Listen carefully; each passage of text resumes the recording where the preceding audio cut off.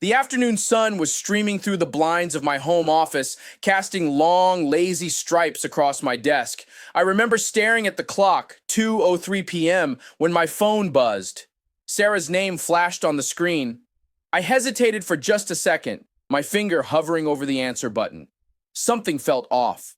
She never called me in the middle of the day, not unless it was important, or unless something was wrong. I picked up.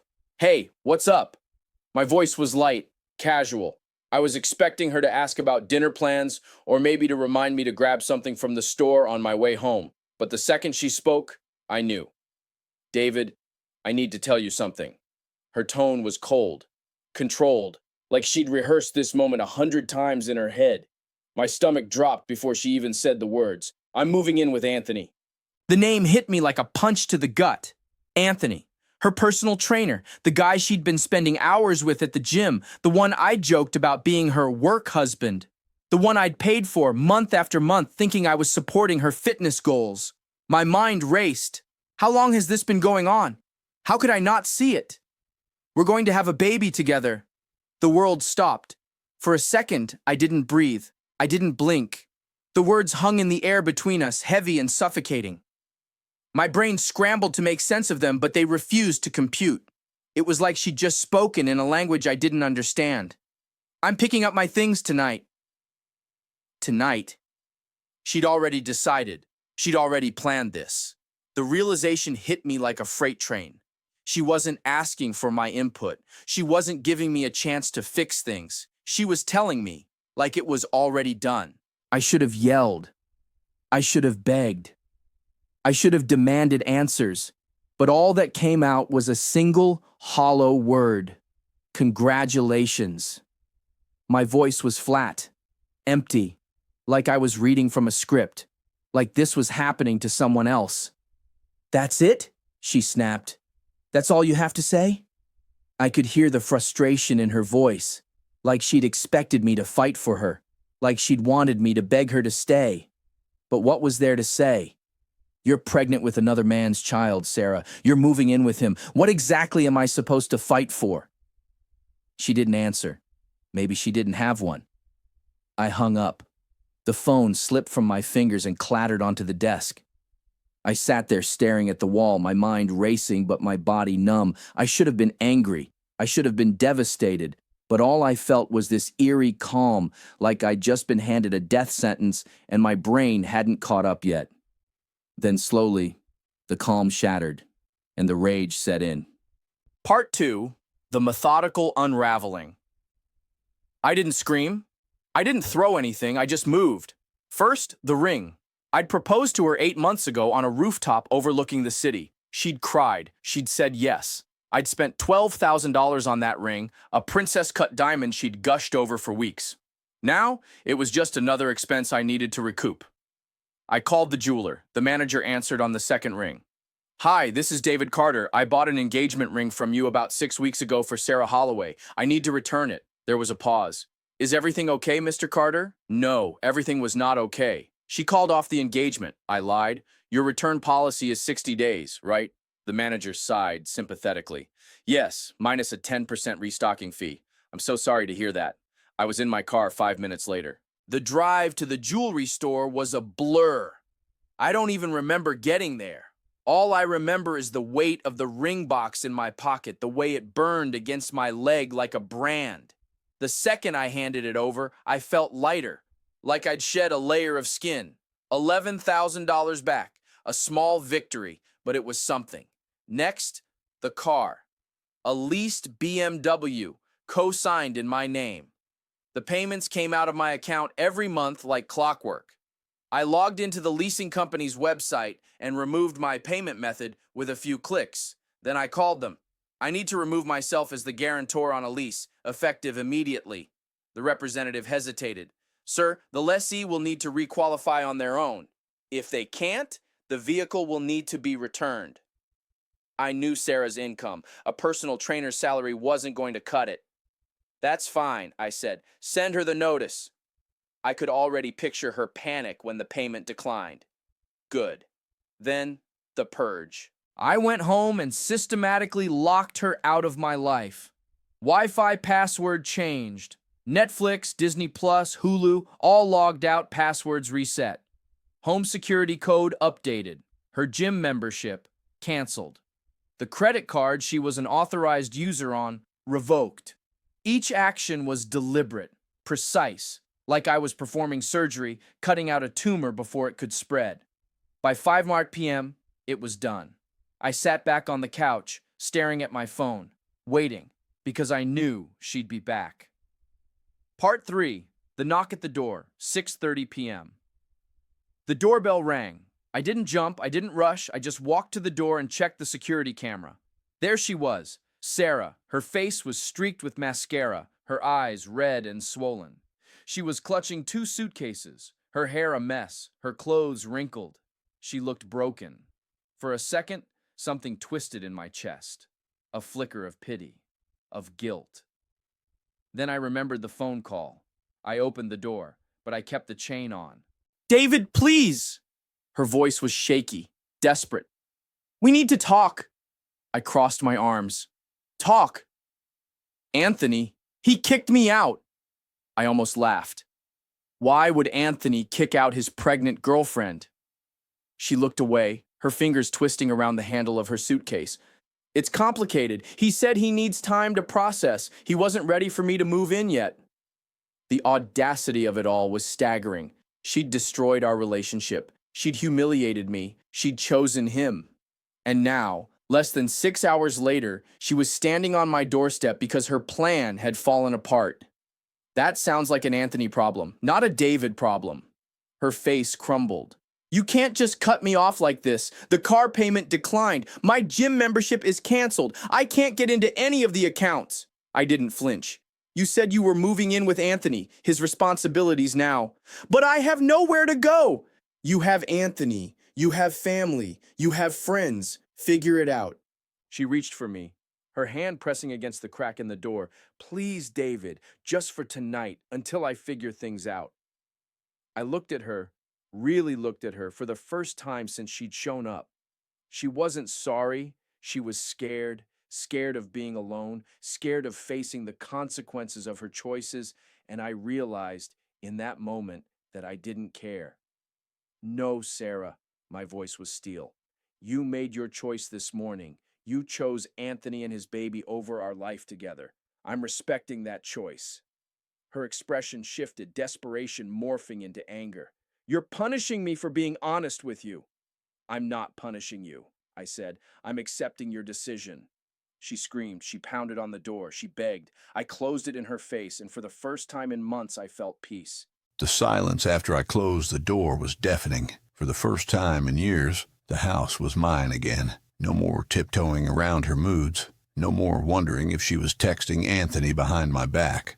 No more pretending everything was fine when it clearly wasn't. I poured myself a whiskey, neat, and sat at the kitchen table, staring at the half-empty coffee cup I'd abandoned earlier. The same cup I'd been drinking from when she called. The same cup that now felt like a relic from another life. My phone buzzed. Unknown number. I already knew it was her. She'd probably borrowed a friend's phone after I blocked her main number. I let it ring. Then another text popped up.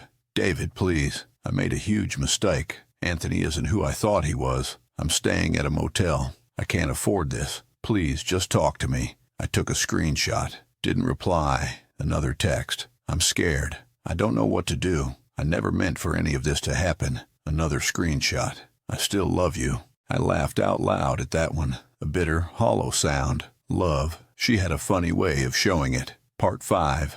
The Sister's Call. Friday morning, 9:17 a.m. My work phone rang. I almost ignored it until I saw the name on the caller ID. Jessica Holloway. Sarah's sister. I answered, already bracing myself. "Jessica. David, what the hell is wrong with you?" Her voice was sharp, accusatory. "Sarah is devastated. She's practically homeless. How could you just abandon her like this?" I leaned back in my chair, rubbing my temples. "Jessica, Sarah announced she was leaving me for another man and having his baby. I respected her decision. She made a mistake." "No," I said, my voice calm, firm. "She made a choice, a calculated one, and now she's dealing with the consequences. You're being cruel." I'm being realistic, I shot back. She ended our relationship to be with someone else. I'm not her backup plan. She was silent for a long moment. Then, quieter. She's pregnant, David. She needs help. Then Anthony should help her, I said. Or her family, or her friends, but not me. I hung up, blocked her number. Part 6. The Mother's Guilt Trip. Friday afternoon, 2:43 p.m. This time it was Sarah's mom, Linda. I recognized her number from years of holiday calls and awkward family dinners. I almost didn't answer. Almost.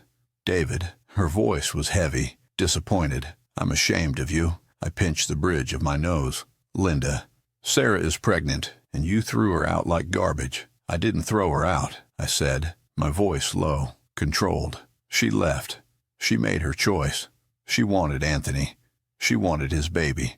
She wanted a life with him, and now she's realizing that life isn't what she thought it would be. That's not my problem. But she changed her mind. No, I said. She didn't change her mind. She just didn't get what she wanted from Anthony. So now she's crawling back. That's not how this works. You're heartless. I'm practical, I corrected. Your daughter chose someone else. I'm respecting that choice. She huffed, offended. She's carrying a child, David. She needs stability. Then Anthony should provide it, I said. Or you and Mike should, but not me. I ended the call, blocked her number too. Part 7. The truth about Anthony. Later that evening, I got a call from Mark, a mutual friend who'd always had a soft spot for Sarah.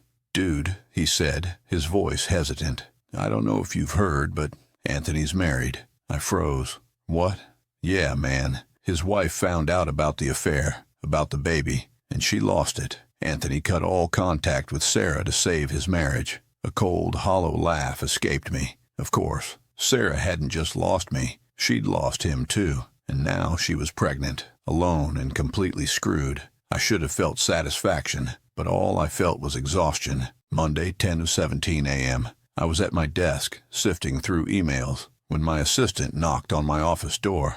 David, this just arrived for you. She held out a thick, certified envelope, the kind that screams official or legal trouble. I recognized Sarah's handwriting immediately. I didn't open it right away. I just stared at it, like it was a live grenade. Finally, I slit the envelope with a letter opener and pulled out 3 pages of loose-leaf paper, covered in her frantic, looping script. Dear David, I don't even know where to start. I've spent the last 3 days in a motel, crying, barely sleeping, barely eating. I keep replaying that phone call in my head, the look on your face when I told you about Anthony. I keep thinking, how did we get here? I never meant to hurt you. You have to believe that. I thought I was doing the right thing. I thought Anthony was the one. I thought he loved me, but he didn't. He used me. He lied to me. He was married this whole time, David. Married, and now I'm pregnant, alone, and completely broken. I made a mistake, a huge mistake, and I know I don't deserve your forgiveness, but I'm begging you, please don't abandon me like this. I have nowhere to go. I can't afford the motel much longer. I'm scared. I still love you. I always have. I was just so confused. Anthony made me feel things I hadn't felt in a long time, and I let myself get carried away. But now, I see how stupid I was. You were always the one who took care of me. You were always the one who loved me no matter what. I need your help. Just until I can get back on my feet. Please, David, please, let me come home. Let me explain. Let me fix this. And we should go to counseling. We can work through this. We can heal. I know we can. I love you. Always, Sarah. P.S. I also need you to cover my hotel costs for the next few weeks. I'll pay you back. I promise. I just need time. I read it twice. Then I laughed. Not a chuckle. Not a smirk. A full, bitter, disbelieving laugh that echoed through my empty office. She cheated on me. She left me. She humiliated me. She chose another man, twice, and now she wanted me to save her. I grabbed my phone and called Tom, my lawyer friend. You're not going to believe this, I said, reading him the letter. He was silent for a long moment. Then he burst out laughing. She wants you to pay her bills after she left you for another guy, and she's calling you the betrayer, he wheezed. David, save this letter. If she ever tries to take you to court or pulls some legal stunt, this is gold. This proves her mindset. I folded the letter back up and slipped it into my desk drawer. Oh, I'm saving it, I said, and I'm framing it. Part 9, The Financial Reality, hits. Tuesday, 3:22 p.m. My bank called. Mr. Carter, we're flagging some unusual activity on your account. It appears someone tried to use a credit card that was recently canceled. I didn't even have to ask who. That would be my ex-fiancée, I said. She's no longer an authorized user. Consider any attempts to use that card fraudulent. The representative cleared his throat. Understood, sir. I'll note that in the system. I hung up and called the credit card company directly. Yes, I'd like to report that Sarah Holloway is no longer authorized to use my account. Any charges she attempts to make should be declined and flagged. Noted, Mr. Carter. Is there anything else? No, I said. That's all. I leaned back in my chair, staring at the ceiling. Sarah was desperate, and I was done. Part 10, The Family Intervention, Wednesday, 6:47 p.m. I was making dinner when my doorbell rang. I checked the security camera. Linda and Mike Holloway stood on my doorstep, their faces stern, their postures rigid. I watched them for a full minute before answering. Linda's eyes were red-rimmed, like she'd been crying. Mike looked uncomfortable, shifting from foot to foot. David, Linda said, her voice trembling. We need to talk. I crossed my arms. Then talk. Sarah made a mistake, Mike said, stepping forward. But you can't just cut her off like this. She's pregnant. She needs support. She made a choice, I said, my voice steady. She chose Anthony. She chose his baby. She chose to leave me. That's not a mistake. That's a decision, and I'm respecting it. But she regrets it, Linda snapped. She's devastated. She's alone. She's scared. She should have thought about that before she got pregnant by a married man, I said. Before she destroyed our relationship. Before she expected me to just forgive her. Because things didn't work out with him. Mike's jaw tightened. Son, she's carrying a child. You can't just abandon her. It's not my child, I said. It's Anthony's. His responsibility. His mess. Linda's face twisted. You're heartless. I'm practical, I said. Your daughter chose someone else. I'm respecting that choice. They stood there, stunned, like they couldn't believe I wasn't crumbling under their guilt trip. We're not leaving until you agree to help her, Mike said. I looked at them, really looked at them, and felt nothing. Then you'll be standing there a long time, I said, and I closed the door. Part 11, The Gym Confrontation, The Final Straw, Thursday, 5:15 p.m. I was mid-set on the bench press when I felt a presence looming over me. I didn't have to look up to know who it was. David. Sarah's voice was shaky, desperate. I finished my rep, re-racked the weights, and sat up, wiping my face with a towel. You've got 3 minutes, I said. Clock's ticking. She swallowed, her hands twisting the strap of her gym bag. I know I messed up. I know I hurt you, but I'm pregnant, and I'm scared, and I don't know what to do. I checked my watch. 2 minutes. Anthony lied to me, she said, her voice breaking. He's married. He never intended to leave his wife. He just wanted. She trailed off, shaking her head. I was so stupid. 1 minute. I miss you, she whispered. I miss us. I know we can work through this if you just give me a chance. I stood up, grabbing my towel. Time's up, Sarah, but I love you. No, I said. You love what I provided. Stability, security, someone to take care of you. Anthony offered excitement and adventure until reality hit. Now you want your safety net back. That's not true. You announced you were having another man's baby and moving in with him, I said. Everything I did afterward was just accepting that reality. If Anthony had been everything you thought he was, you'd be happily setting up house with him right now. She reached for me. David, I stepped back. Find a new gym, Sarah, I said. This one's mine. Part 12, The Final Update. 3 months later. 3 months. That's how long it had been since Sarah destroyed our relationship. And in those 3 months, her life had imploded in ways I never could have predicted. The BMW repossession. Turns out, sleeping in a car you can't afford isn't sustainable, especially when you're pregnant. Sarah lasted about a week before the BMW was repossessed. I drove by the lot where they towed it, just to see it sitting there with the dealer plates back on. Poetic justice. The parents' support. Her family finally stepped in, sort of. They let her move back into her childhood bedroom. But from what I heard, It wasn't the luxurious return she'd expected. No more eating out, no more shopping sprees, no more entertainment budget, just basic room and board, and a lot of lectures about responsibility.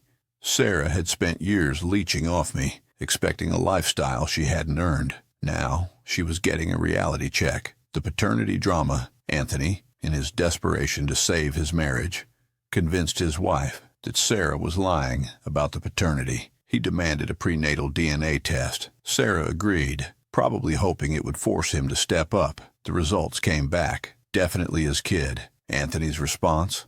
Not to leave his wife for Sarah. Not to support her, but to lawyer up and prepare for a custody battle while offering minimal child support. His wife kicked him out anyway, but he was fighting to keep Sarah from getting anything substantial. So now Sarah was facing single motherhood with a part-time job, living with her parents, and a baby daddy who treated her like a legal obligation. Karma's a bitch. The coffee shop sighting about 6 weeks ago. I was at a coffee shop near my office when I spotted her across the street. She was very pregnant now, waddling slightly as she struggled with grocery bags. For a moment I felt something. Not sympathy, exactly, but recognition. A flicker of the girl I'd loved for 3 years. Then I remembered her standing in my living room, smug, confident, announcing she was having Anthony's baby and moving in with him. I finished my coffee, and I went back to work. The last attempt, last week, Jessica tried one more time,